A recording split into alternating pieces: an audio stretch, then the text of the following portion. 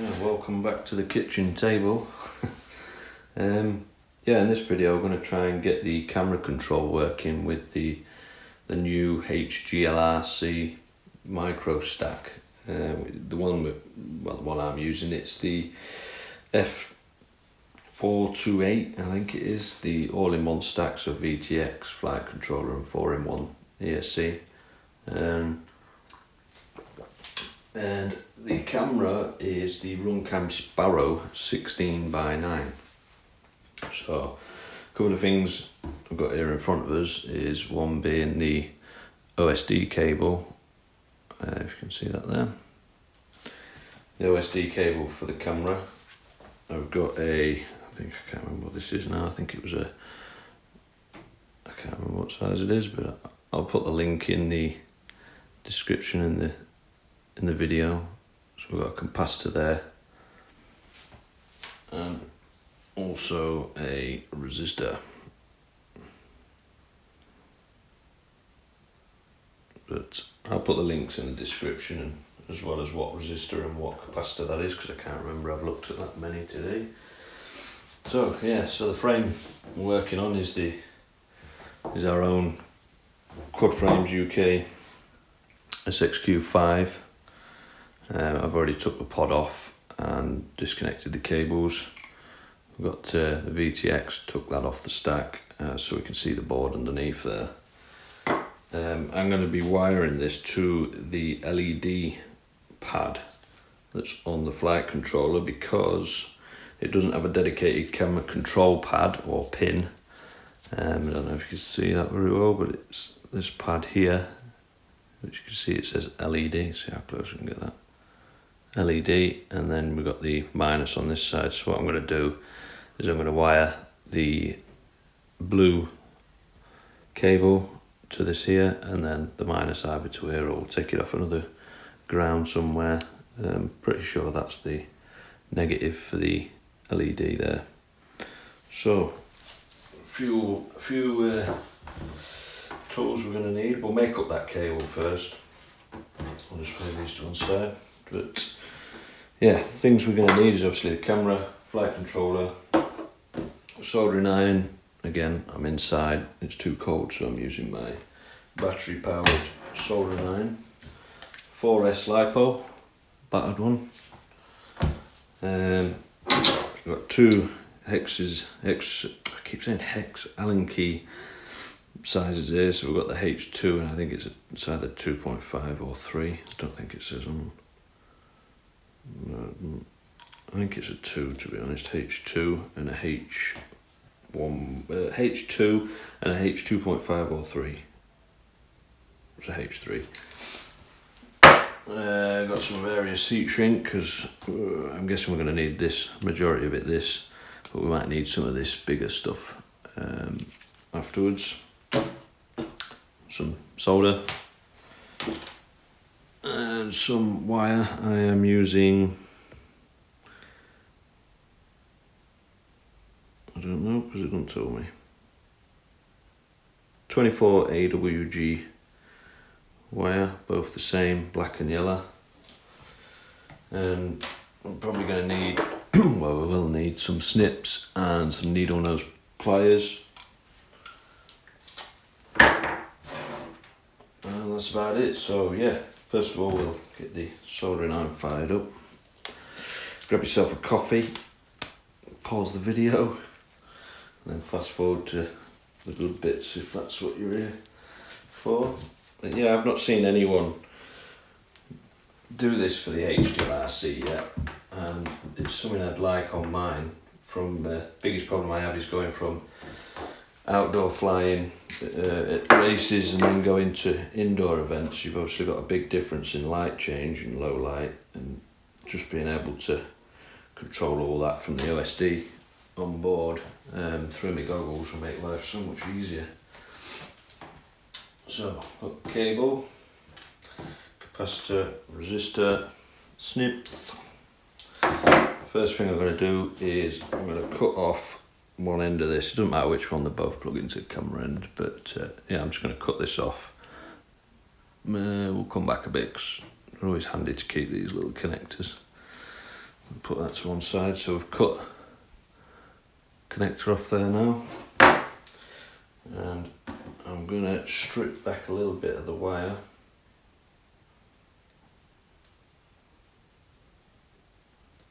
Like so. Wait for that soldering iron to warm up. Why? Quick slurp of the coffee. Yeah, I've not seen anyone do this to the HGLRC yet, and it's still a bit of a grey area, is this camera control. I've had a look into it and sort of worked out what capacitor and resistors needed, and yeah, just take it from there really. So we're getting warm now.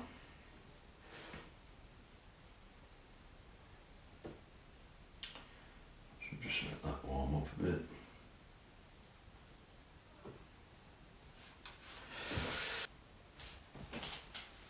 Okay, so I think we're up to temperature now. So I'm going to get a length for the black and the yellow. I'm just going to strip this off, a bit of twist. Do the same with the black.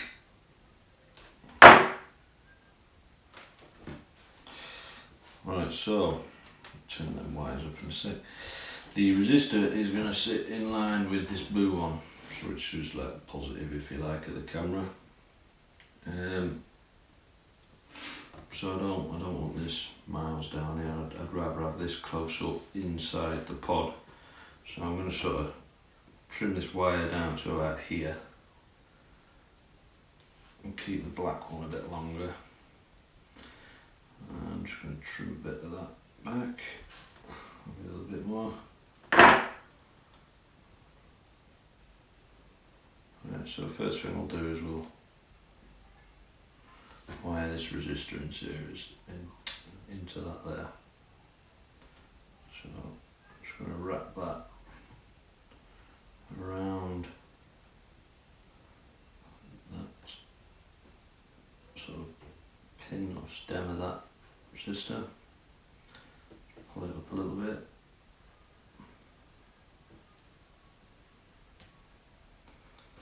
And then I'm going to sit that somehow. So I can just get some solder on that.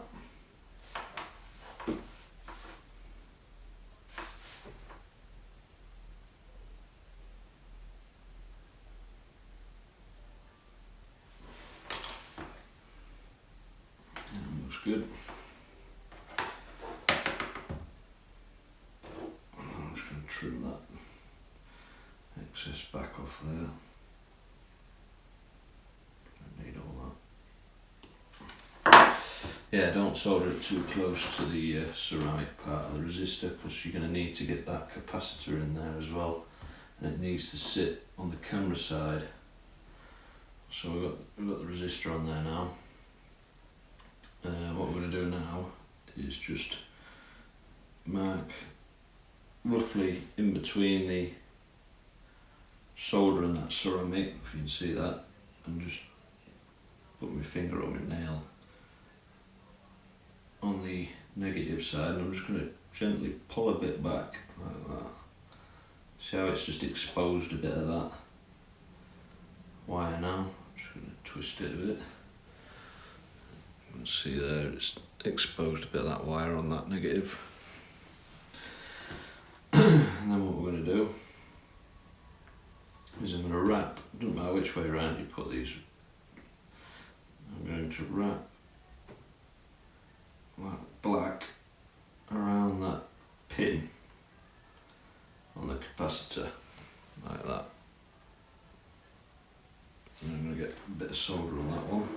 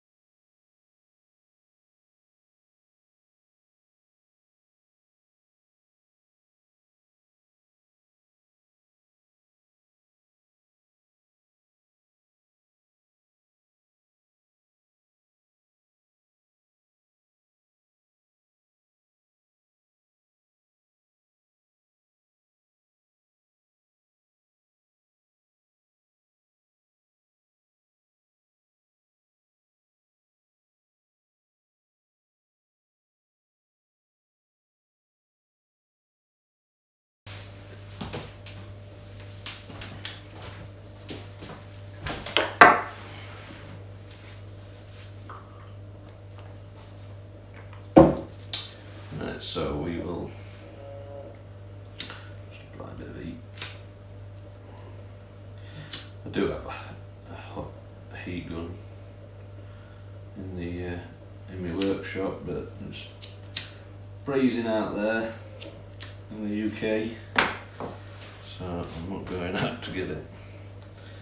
I think we might get away with this red heat shrink. So what I want to do is I want to cover them both up now. Probably be better with that black, but I think that's too big. Let's just see how this goes.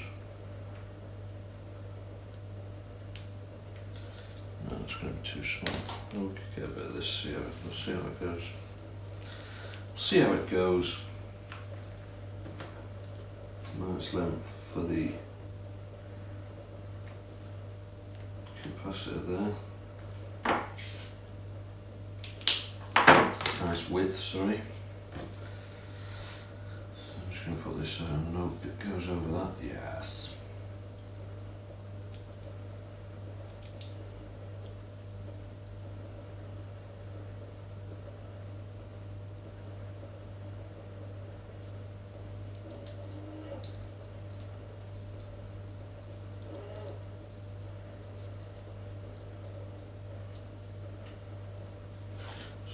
Heat shrink that there like that.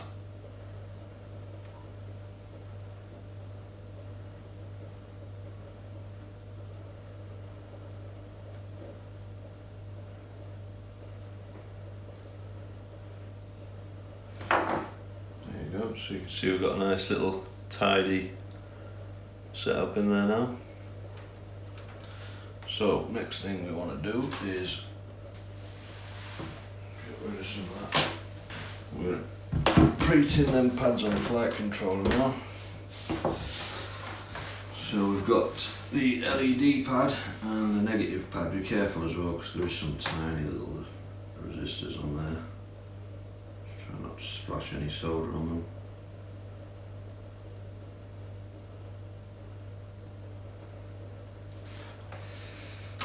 There we go. Disconnect the battery for a bit while we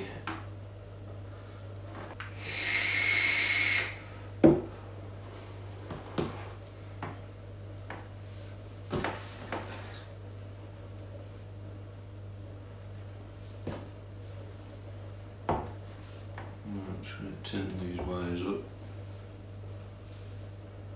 Don't put too much on because they're tiny pads this is going to.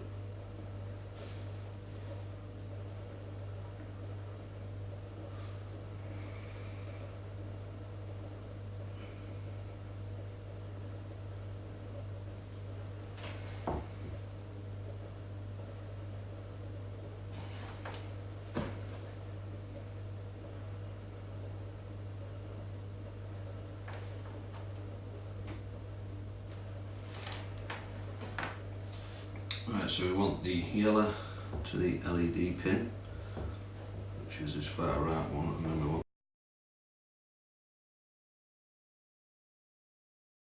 the ground to that little one that's sort of in the middle. So we'll go for that one first. And then we'll solder the LED pin second.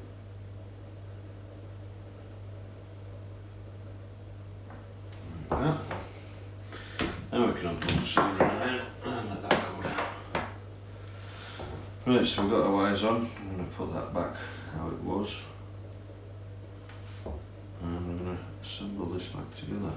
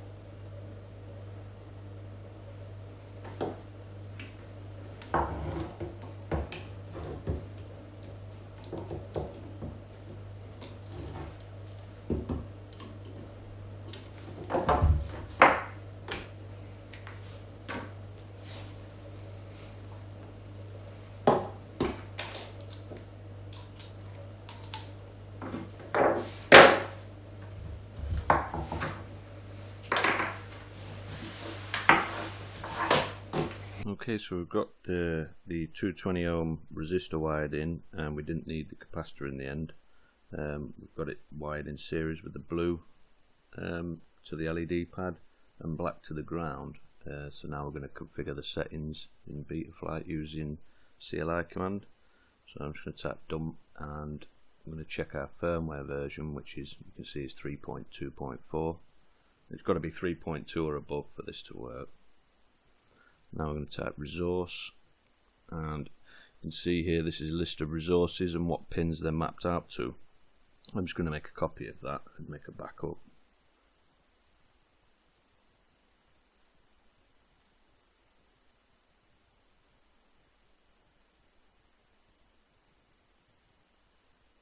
Okay, so back into Betaflight.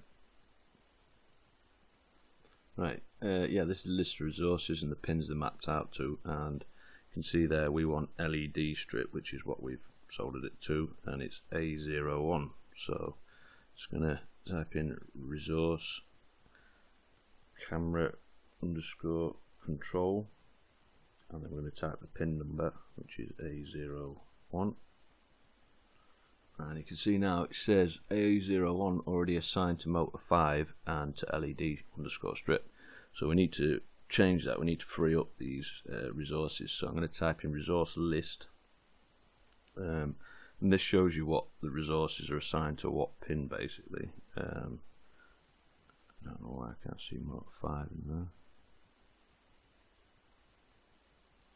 Oh, it says it's free. Strange.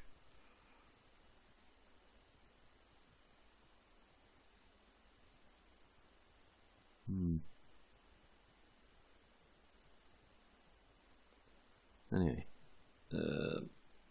so yeah, A01 saying free.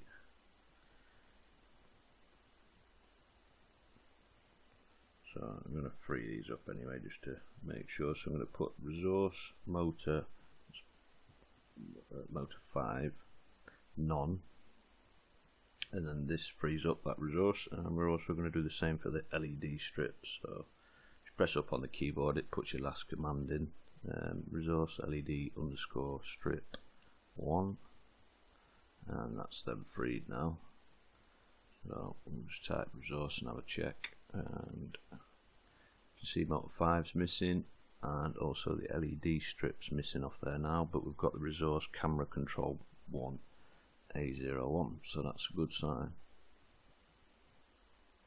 So what we'll do now is we'll have a look at the camera settings.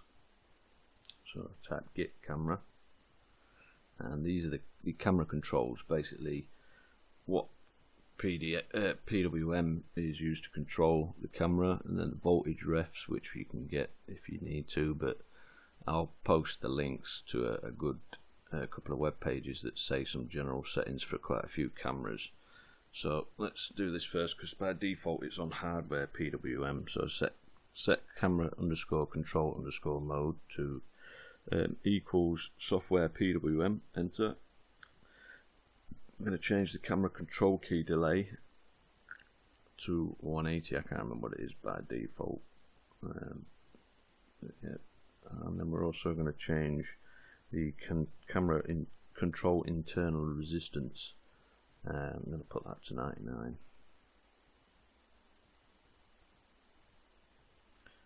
And then we're going to type save, make sure we save it, disconnect and reconnect. And I'm just going to have a check just to make sure that's done. So we'll go back to CLI and put get camera. And yeah, we can see that that's all done. And we'll type resource as well and see, make sure we've got camera control in there. Yeah, there we go. So yeah, that's all done. So let's disconnect, unplug the quad, and we'll plug LiPo in, have a look at the DVR footage and see what it's done.